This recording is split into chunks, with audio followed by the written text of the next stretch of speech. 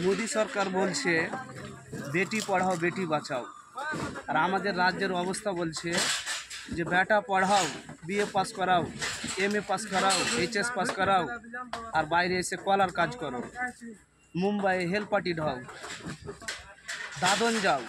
বুঝতে পারলা? আমাদের রাজ্যে শিক্ষিতর হার বাড়ছে, ঠিক আছে, কিন্তু কাজের কোনো উৎস দেখতে পাই না।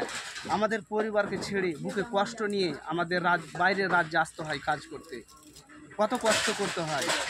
কিন্তু আমরা শিক্ষিত ছেলে হয়ে বাইরে আসছি, এটা আমাদের খুব খারাপ লাগছে।